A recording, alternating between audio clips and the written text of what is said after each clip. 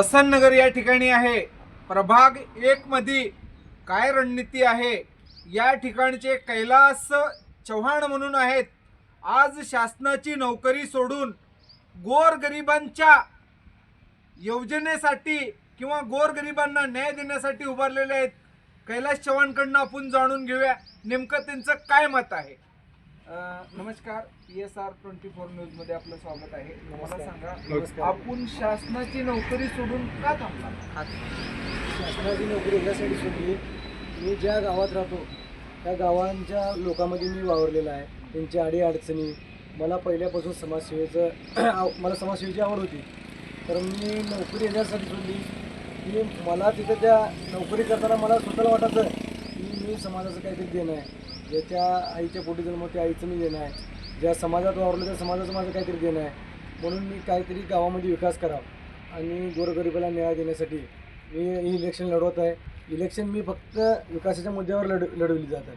मी कुणा टीकाटिप्पणी येणार नाही, कारण मला जसे राजकारण कळतं तसं आमच्या गावाचा विकास काही झाले नाही। आमची युवा पिढी, फक्त युवा पिढी आमची जागोजागी दिसते। त्यांच्या आईवडिलांना ज्या वेदना आहेत ते मलाही झालेले आहेत। माझी आई एक मोलमजुरी करून मला इथंपर्यंत आणलेली आहे। तर मी एवढं सांगतो लोकांना, जनतेला आवाहन करतो की तुम्ही पैसा एक दिवसासाठी असतं, खाणंपिणं एक दिवसासाठी। जो नेता पैशासाठी पैसा देऊन तुमचं मत घेतो तो तुमचा विकास करू शकत नाही, कारण त्यांना माहीत असतं मी यांना पैसे देऊन निवडून येऊ शकतो। तर त्याच्यासाठी तुम्हाला तो पैसा देतो, पण 5 वर्ष तुम्हाला तुमच्याकडे भटकलं जात नाही। तर मग मला सांगा, आपण मतदारांना काय आव्हान करता? मतदारांना एवढंच आव्हान करतो, एक सुशिक्षित माणसाला तुम्ही मतदान द्या। मी असं म्हणत नाही की तुम्ही मलाच मतदान करा, कारण तुमच्या गावाचा जो कोणी विकास करेल, जो तुमच्या गावाकडून तुमच्या अपेक्षा आहेत काम करून घेण्याची, त्या माणसाला मतदान द्या। एक भविष्य जाणार नाही, तुमच्या पोराबाळाचं भविष्याचा विचार करा। आपल्या आज महिला वर्ग आहे, बचत गटासाठी भरपूर काही स्कीम आहे। ते स्कीमा आपण कधी आणलं जातं, जो एक सुशिक्षित माणूस व्यक्ती जो नगरसेवक झाला तो तुमच्यासाठी भांडेल, लढेल आणि आपल्या महिला बहिणींना, माझ्या बहिणी म्हणून मी सगळं त्यांना न्याय देण्याचं काम करेन। मला सांगा, आपल्या वसंतनगरमध्ये विकास काय झाला?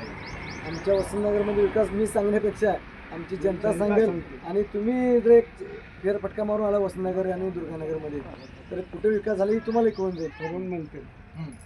मग मला सांगा, आपली निवडणूक अशी आहे की आपल्या समोर धनशक्ती विरुद्ध जनशक्ती आहे, आपलं काय मत आहे?